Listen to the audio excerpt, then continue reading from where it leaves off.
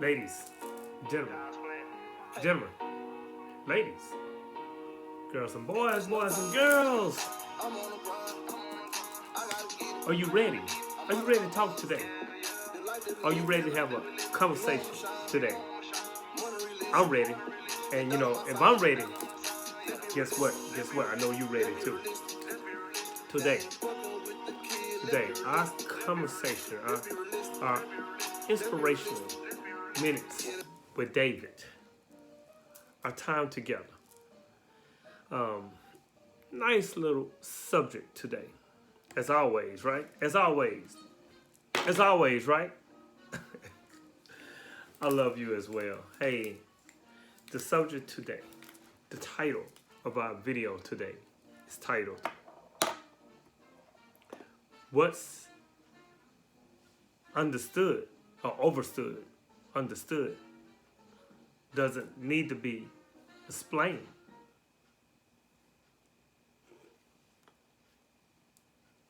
Or does it? And I put this video, I made this video a couple weeks ago, and I thought about it. I thought about what I was gonna say. I had, I had a lot of different subjects that was bouncing around with so much things that was happening, not only in my life but in the world, our lives. Every day you have to be focused. You got to be on point because you don't know what's gonna hit you next. And we know about the brother that was shot. Mr. Blake, that was shot 7 times in his back in Kenosha and Wisconsin. And today we're gonna talk about an incident that happened after that shooting. They were protesting. A few days later, the next day I should say, it was protesting, and what's understood doesn't have to be explained, but it does.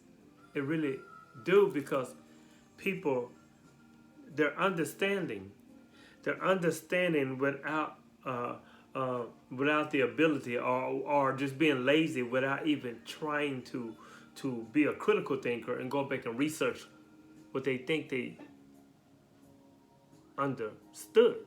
See, it need to be overstood, like I told you guys before. But here's the deal. There was an incident that happened in the protest, one of those protests. And the incident is going to talk about, what I talked about in our last video, the Great Divide. There was a 17-year-old little boy, little boy.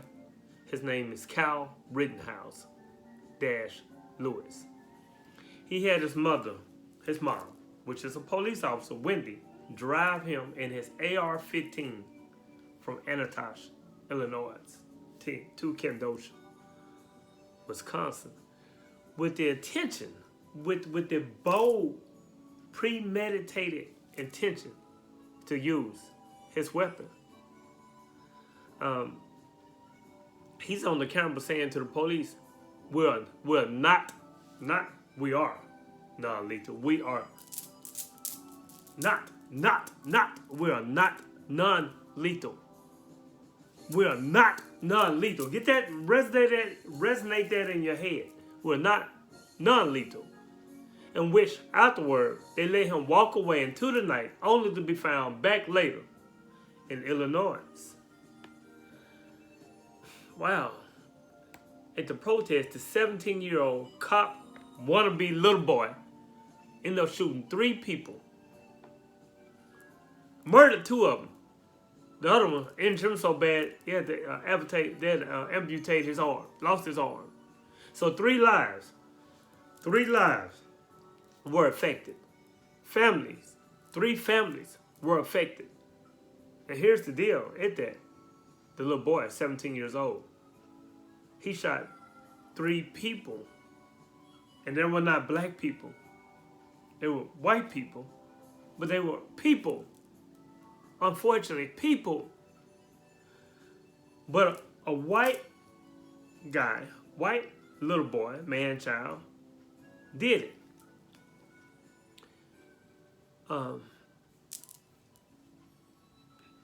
hereafter, after that happened, the chief of police, you know, he kind of put his foot in his mouth. And yes, they had a curfew for 8 p.m. Yes, the protesters, peaceful protesters, by the way, were protesting human rights. The chief of police, his words verbatim, he said everyone or everybody involved was out after the curfew. Then he continued to say, now, I'm not going to take a great deal of it, but the point is, the curfew's place is to protect. True, I agree. Also, the police officer's job is to bring order and to protect as well, sir, chief police, sir. He continued, had persons not being involved in violation of that, perhaps the situation that unfolded would not have happened. Oh man, I'm blowing up inside, ladies and gentlemen, blowing up. The situation was a shooting that left two people dead,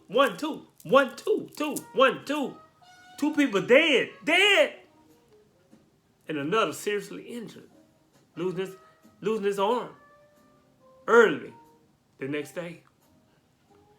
Kyle Ritterhouse Lewis, a 17-year-old little boy from Anatoch, Illinois, had been charged in a single shooting incident.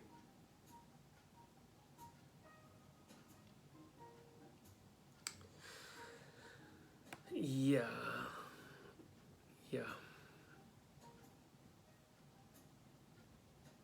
Okay. Let's talk. I'm good.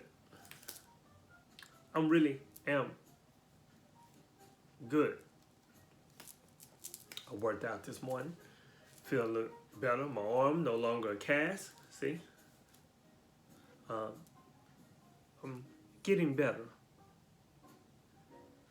But you see, like I see the world, we're not getting better. Any other incident, you know, I hate to put it on a racial thing, my God, but feel like I'm being coerced, I'm being forced to talk about it. You know, I have to. It's the only way that we will evolve. Once we evolve racially, once we evolve in our hearts, that we're all one people. We're humans. We are humanity. There's no black and white. That was made up. It was a trick for the elites, the government, whoever, the elites who run the world. They keep us, you know, in chaos with each other, going against each other. You see, Martin Luther King and also Malcolm X. Let's talk about Martin Luther King. When he was protesting for black people in America to have our civil rights. And then later on, before he was murdered, he said, no, it's much larger than our civil rights. We just want to be treated like humans. You know, they had the sit-ins in the restaurants and the store sit-ins, you know, back in the 60s. That was a little bit over 50-something years ago. I'm 53. You know, so it was in the 60s. I was born in the 60s, latter part. And to think about that, how fast time go by, he was just trying to introduce the world, the United States, that, hey, we're not here for any violence. That way it was a non-violent protest. We just want to be treated like humans. Black people in America. We just wanted the same quality of treatment as human beings as white people. We didn't want to be like you. We just wanted to be treated like you. We wanted to be respected as human beings. Just like you. So the set-ins and the nonviolent protest wasn't to be, integrated with white people. It was to be treated like white people. To be treated like humans. To have respect as God gave us our own inalienable rights as human beings. To be treated humanly as a human being. There was a protest later on was about. We just wanted equality as human beings, male and female, just like our counterparts, the white people had. All their lives here in America, we just wanted to be treated equal. We wanted the same, we want the same playing field, not you above us and we're here and you up here. No, we just want to, even out the playing field all the way across. Black, white, male, female, all the way across the board. That's it. We didn't want to infiltrate and try to, take over because, me as a black man, hey, I'm the fly optician, we're peaceful people. We are. We're very forgiving. We just want to be treated equal. Yes, we talk about reparations, but hey, let's be honest. We just want to be treated equal. Even with the Black Lives Matter propaganda, if you just go on their website and read what they really are about, it's not what it's all about. Go on their website, read their agenda. You'll see what I'm talking about, but that's for another video. But Black lives really do matter. Forget their agenda. We really do matter. We just want to be treated and come together as people, one race, as humanity.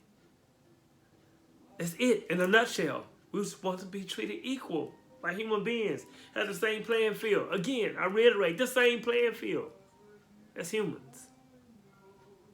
We're very forgiving people. This country should have been burnt down a long time ago. But we're very peaceful people. Malcolm X, when he got away from the Nation of Islam, research it yourself. He went to the United Nations because he went to Egypt and different countries, and he saw that it wasn't a race thing. That was only in America. He said, "Hey, we're fighting for our civil rights, but that's hold up. But if we were treated like humans, we would not be fighting for civil rights." So he was going to the United Nations to file a lawsuit against America for violating our basic human rights. Or it's time for him to go. It's time for him to be murdered. Same with Martin Luther King. I mean, what's understood doesn't need to be explained. Or does it? And so, in my infinitesimal way of, inspirational minutes with our little videos that I try to explain each little topic is to explain that we just want to be treated like humans. I just want us, humanity, to come back to humanity. I want mankind to evolve, and come together as humanity. If we could do that, if we could do that. All the tensions in the world would be somehow slowly eliminated.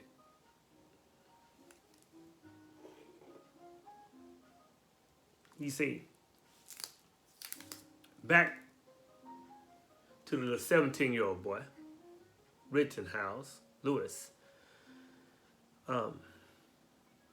shot 3 people. And yeah, they was, go back and look at the videos, and they were trying to get the gun away from him, and he got up, he wrestled them away, he got up, and he got the gun, he just shot into the crowd. He didn't give up. I mean, it wasn't like he had silver bullets. Those are real live bullets. Back to the subject at hand, what's understood doesn't need to be explained, or does it? His mom, a police officer, drove him across state lines to Kenosha,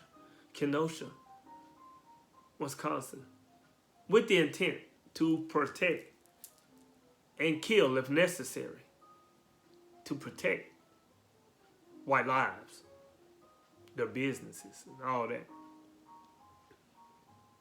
Yeah, it's crazy. And first of all, he was too young to even have a weapon. In the state of Wisconsin, you had to be 18 and over. He was 17. Not only did he have just any old gun, family, he had an assault weapon. And like he said, we're not non-lethal. You see. And then when it was amazing, because when I was watching the video, when he shot into the crowd, I was counting 1, 2, 3.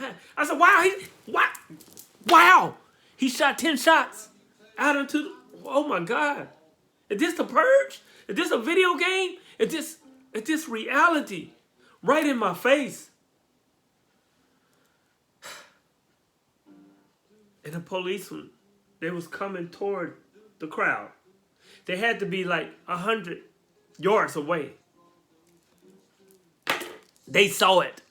They saw it go down. And he waved his hand up. He had the gun across he waved his hand up to the police. He walked right past the police. Police asked him, was he all right, or something like that. They didn't ask him, hey, what are you doing with assault right? What are you doing? Hey, get down, hands up, get down on the ground. Yo, what's going on? And the people behind him say, hey, he just shot some people. And what's understood doesn't need to be explained, because if that was me, or if that was a 17-year-old black boy shooting into the crowd, walking toward the police with an assault rifle, his ass would have been dead. They would shot him over 100 times. Okay, I'm just being real. What's understood does not need to be explained. It's amazing, people. They say you're afraid of it because it is stronger than you. You hate it because you are afraid of it. You love it because you cannot subdue it to your will. Only the unsubduable can be loved. And I just want to let you guys know, some ladies and gentlemen, before I release, if you made this far in this video, in my little tirade, Inspirational Minutes with David, hit the subscribe button. Hit it. Hit the bell notifications. Hit the like channel. It helps our channel to grow. Listen. We'll arrive. We'll arrive in this world with birthright gifts. We spend the first half of our lives abandoning our birthright gifts, or letting others disabuse our birthright gifts, disabuse us of our birthright gifts. As young people, we're surrounded by explanations that may have little to do with who we really are. Expectations held by people who are not trying to discern our selfhood, but to fit us into slots, to make us little robots, little mini me's, you know. Oh, my daughter, oh, my son, he's doing this, he's doing that, living through our children. Some false information that was taught to us, we give it to our children.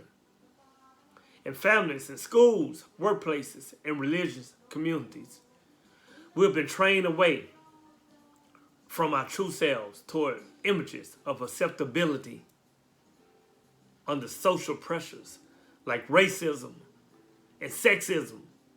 Our original shape is deformed and beyond recognition. And we ourselves, driven by fear, too often betray true self to gain the approval of others.